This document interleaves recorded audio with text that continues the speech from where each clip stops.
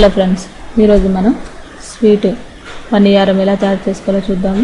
దీన్ని స్వీట్ పొంగడాలని కూడా అంటారు. ఇప్పుడు మనం సేమ్ 1 కప్పు రాగులు, 1 కప్పు బియ్యం, అరకప్పు మినపప్పు ఒక 3 అవర్స్ వాటర్లో నానబెట్టుకొని ఇలా దోసల పిండిలాగా మనం మిక్సీ జార్లో పట్టుకొని పక్కన పెట్టుకోవాలి. దీంట్లో 1 కప్పు పచ్చి కొబ్బరి తురుము, బెల్లం చిక్కగా మనం వాటర్లో నానబెట్టుకోవాలి.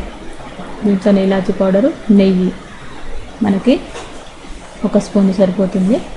ఇప్పుడు మనం దీంట్లో బెల్లం వాటర్ చిక్కగా ఉన్నది తీసుకోండి. మనం 1 కప్పు బెల్లాన్ని వాటర్లో ఒక అరగంట సేపు ఉంచితే మనకి చక్కటి బెల్లం వాటర్ తయారవుతుంది. ఆ బెల్లం వాటర్ని దీంట్లో వేసుకోండి. అలాగే పచ్చి కొబ్బరి తురుము, ఇలాచీ దంచి వేసుకోండి.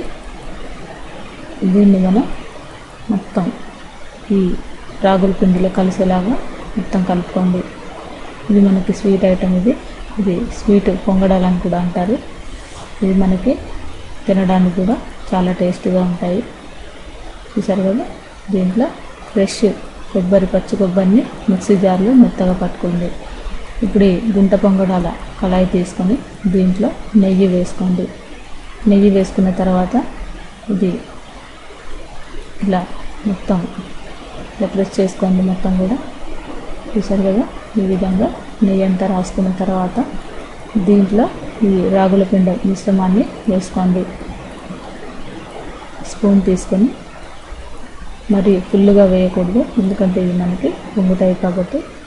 ఇప్పుడు మనం గ్యాస్ మీద ఒక 10 నిమిషాల పాటు దీన్ని లో ఫ్లేమ్లో ఉడికించుకున్న తర్వాత మరోవైపు కూడా ఇవి గుంట పొంగడాలు ఉడికే వరకు దీన్ని మరోవైపు కూడా తిప్పి వేసుకోండి.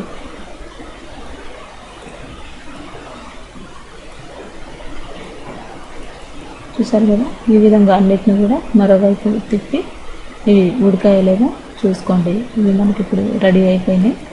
ఇవి కూడా మనకి కనీసం లో ఫ్లేమ్లో ఒక 10 నిమిషాల పాటు ఉడికించితే సరిపోతుంది. చూసారు కదా, ఈ స్వీట్ పొంగడాలని, ఈ టేస్టీకరమైన ఈ స్వీట్ పొంగడాలని మీరు కూడా ట్రై చేసి చూడగలరు. ఈ రెసిపీ మీకు నచ్చినట్లయితే లైక్ చేయగలరు.